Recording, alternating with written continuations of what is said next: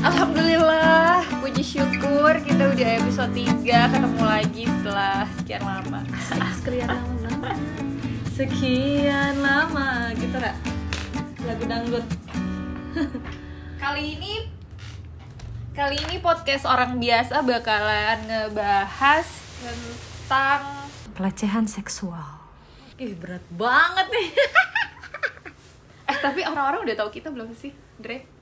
Kayaknya belum sih, kita belum terkenal itu. Kita juga orang biasa, mana ada yang mau tahu orang biasa siapa. Ini gue kenalin lagi, ini Andre dan gue Rara. Kita orang-orang biasa yang pengen memberi motivasi, memberi pelajaran, nggak memberi pelajaran juga ya, memberi pengalaman hidup, memberi pengalaman yang hidup pernah kita rasakan, positif berdasarkan apa yang udah pernah kita laluin. Karena setiap orang bisa jadi guru, pasti. Iya, benar. Setiap rumah bisa jadi sekolah. Buat semua orang-orang biasa ataupun orang-orang yang luar biasa di luar sana. Asik. Semoga dengan mendengar podcast kita kalian bisa termotivasi untuk menjadi orang yang luar biasa. Dari orang biasa seperti kita. Jadi apa nih, Bu Rara?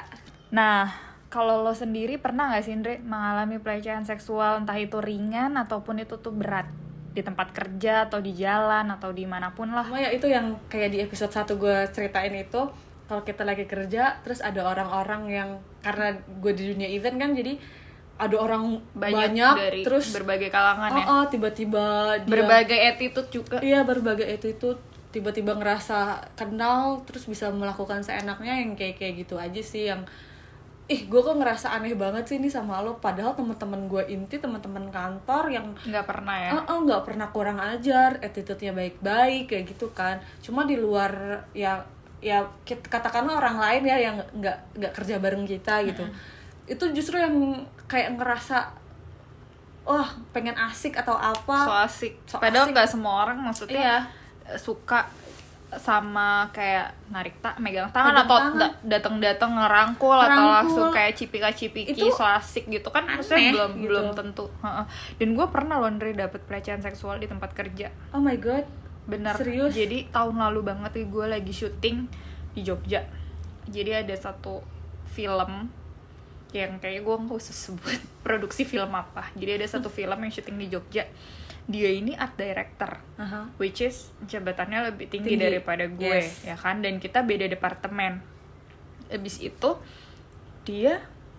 gue inget banget waktu itu kita setnya di desa gitulah, di desa.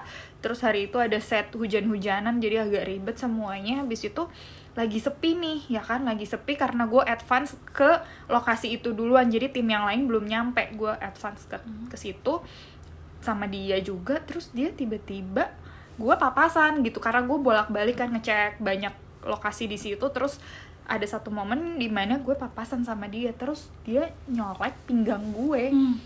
Terus dia bisikin ke gue gini, ih seksi banget sih. Ih my god, sumpah demi Allah, padahal baju yang gue pakai celana jeans, namanya syuting namanya syuting di pedesaan yang nyamuknya pasti banyak. Tuh gue pakai lengan panjang, itu emang itu gue belum berhijab waktu itu. Gue pakai celana jeans panjang ya, ketat memang tapi masih wajar.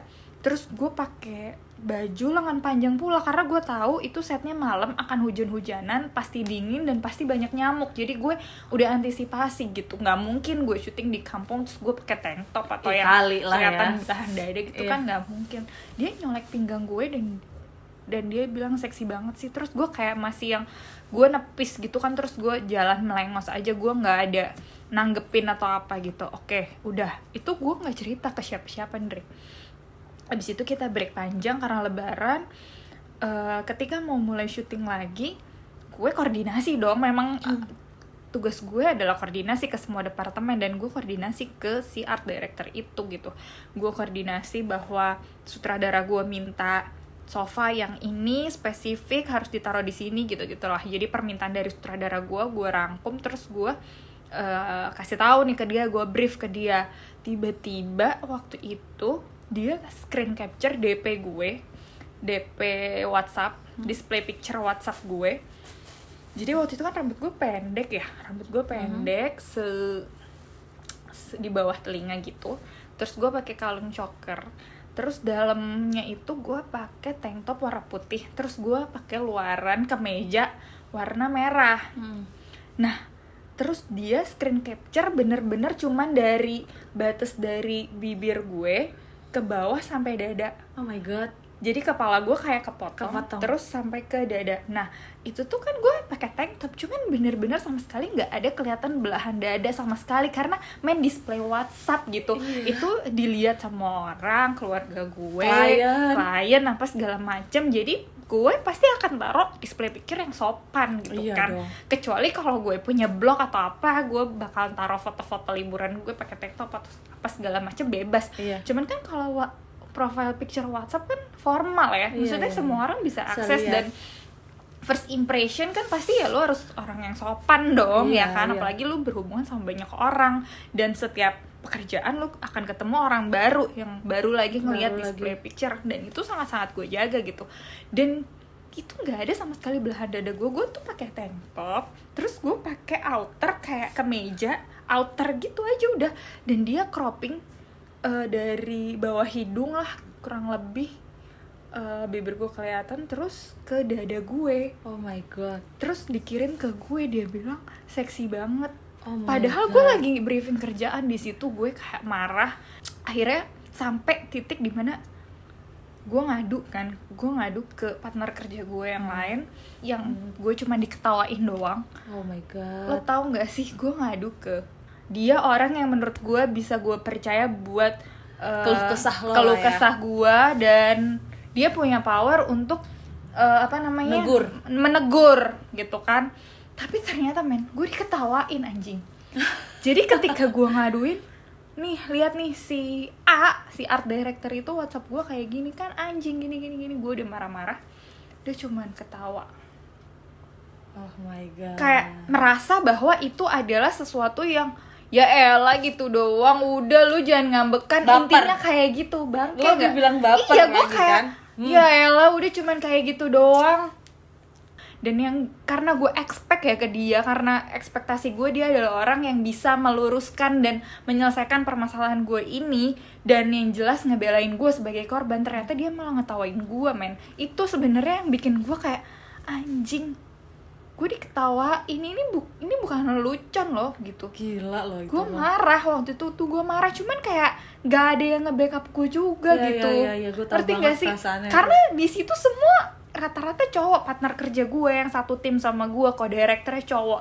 Gue sampai bilang ya ke mereka gitu, ke tim gue, ini kan kita tim gue sendiri yang cewek ya. Kalau lu pada nggak ada yang belain gue, atau nggak ada yang ngomong langsung ke si art director itu, maksudnya secara strata jabatan kan gue punya bos nih, ya kan. Tapi gue sampai bilang kalau dari lu semua nggak ada yang ngomong, gue ngomong sendiri. Tapi jangan salahin apa yang keluar dari mulut gue nanti ya, gue bilang gitu. Terus baru temen gue kayak bilang, udah Ra, nanti gue yang ngomong gitu kan. Terus akhirnya gue ngadu aja ke sutradaranya. Gue nangis karena gue kayak, yang kenapa gue nangis tuh karena salah satunya adalah gue diketawain. Terus gue mau minta perlindungan ke siapa? Akhirnya gue cerita, gue sambil nangis. Terus sutradara gue bilang, udah aku minta maaf ya. Jadi kayak sutradara gue mewakili si art director brengsek itu untuk minta maaf ke gue. Udah kamu, pokoknya intinya dia akan menindaklanjuti. Akhirnya itu jadi pembahasan di forum. Maksudnya adalah gue nggak malu kok cerita gue itu di blow up atau jadi pelajaran gitu buat cewek-cewek yang lain, teman-teman persyutingan gue, atau buat jerak buat cowok-cowok yang suka nyolek-nyolek kita gitu loh di lokasi syuting tuh banyak banget, karena ngerasa kayak kita udah kerja bareng gitu kan, jadi bisa berasa deket nyolek atau bisa kayak ngerangkul aja seenaknya, padahal kan kita belum tentu gue suka gitu digituin. Gue risih, main jijik anjing gitu. Iya gak sih? Iyalah.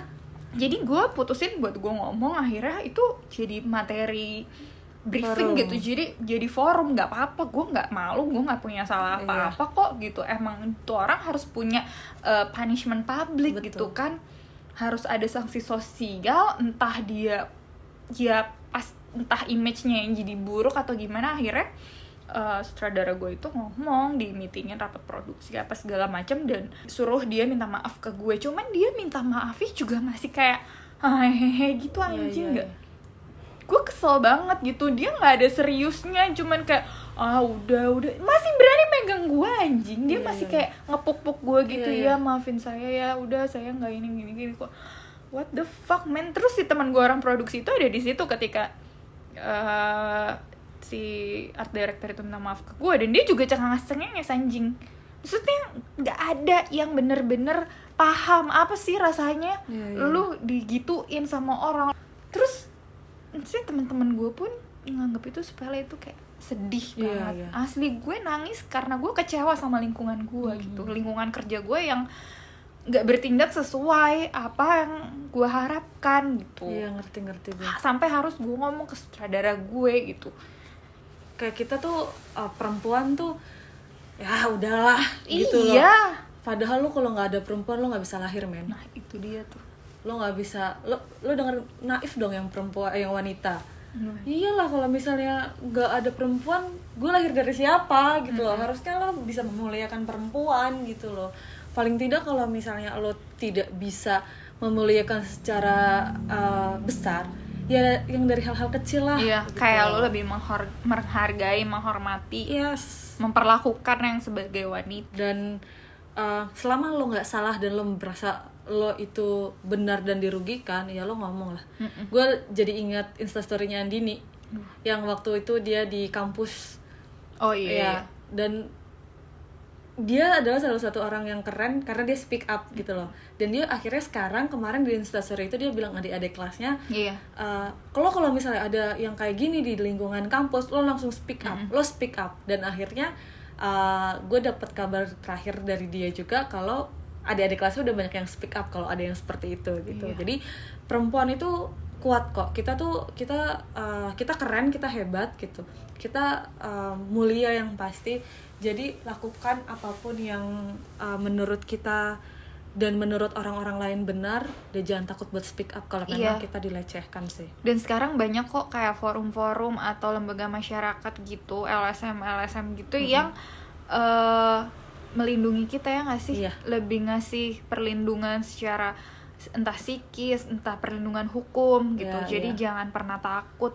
Pokoknya speak up aja, karena memang nggak bisa dipungkiri kita hidup pasti ada hal-hal yang seperti itu ya. Jadi dan ini kalau sekarang mah ngeviralin orang gampang banget ya caranya. Lo tau nggak sih yang di Twitter tuh yang apa predator langsung emang harus digituin.